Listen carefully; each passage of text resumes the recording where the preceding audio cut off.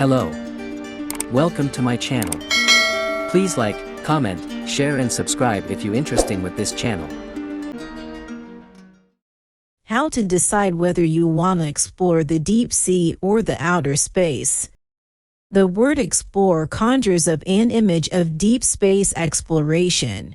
The moon, planets, stars, and other celestial bodies seem like a grand adventure for explorers. However, for most of us, the prospect of spending time in the deep sea or exploring other planetary bodies really isn't that far-fetched. With so many natural resources in abundance on all these different surfaces, it would be wise to explore as much of them as possible. It's also worth considering which parts of our planet are safest from climate change, and which parts are best suited to industrialization. If you live in one of those cities that has been equipped with a harbor or airport, you should explore there right away rather than going back home and considering travel again later. Deep-sea diving is usually limited to around 1,000 feet or less. The above-mentioned places will have coral reefs and marine life at around 100 feet or less. The deeper you go, the more diverse the ecosystem, and the more likely you'll spot species like coral reefs and whales that live at the bottom of the sea. In short, if you're diving below 50 feet, you should probably stay at least as far away from the surface as possible. Diving up to about 100 feet or so does not seem safe at all and could be very unsafe. At the top of the list of places to explore is the moon. While it might not have the same abundance of resources as the other planetary bodies, it has the potential to be one of the most valuable industrial areas on Earth. The moon has the potential to provide lucrative mineral resources like iron, gold, zinc, and more. Additionally, there are plenty of places on the moon that can be used for human habitation. At the top of the list of places to explore is the deep sea. The seafloor is extremely diverse and often offers beautiful wildlife such as whales, fishes, coral reefs, and more. However, at a depth of more than 100 meters or so, you'll be able to detect the subtle but significant changes that occur due to the rising and falling of the Earth's axis. This means that at this depth the ocean floor is actually quite static. There's no wave action or anything else that could make it dangerous. At the top of the list of places to explore is your own memory. You might have only been alive for a century or two, but the experiences you've stored in your brain will stay with you for a lifetime. Why shouldn't you explore those memories?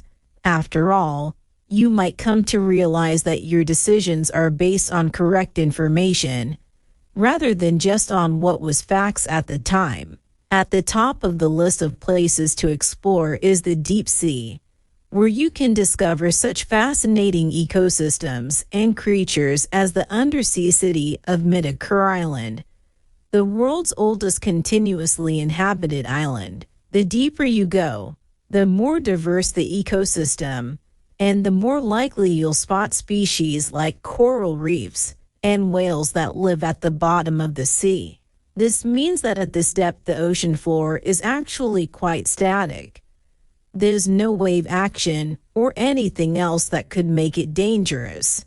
At this depth the water is almost completely still and peaceful, not a good environment to raise a family or have a job. At the top of the list of places to explore is a place where human progress has been minimal, and where we have the opportunity to build huge, complex cities on landfill sites. The Arctic, for example, has been in continuous battle with the elements since before the advent of electricity and fire. How do you explain this to a 5-year-old? She might say, "Earth is so cold. It makes you want to go to the Arctic." Now, imagine building a city on the side of the Arctic ice sheet. It's a scary thought, but it's also a fantastic opportunity to source energy from the solar system and make significant strides toward creating a clean, renewable energy source. At the end of the day, the key to all of this is your own personal climate change plan. If you want to stay safe and healthy at all times, you need to wear gloves and a scarf when you're outside. If you want to drink alcohol and be heavy on the couch with the kids, you need to get a job. The more comfortable you are, the less likely you are to make poor choices. If you want to explore the world more, you need to go to the deeper sea or visit the most remote places. When it comes to the fact that life is short and your time is limited, there are no excuses. There is only time to do what you have to do. Keep in mind that the future is now. You'll never have to think about the deep sea again. That is all for today, guys. Good luck and see you in the far, far away future. Thank you for your attention to watch my video. See you again later.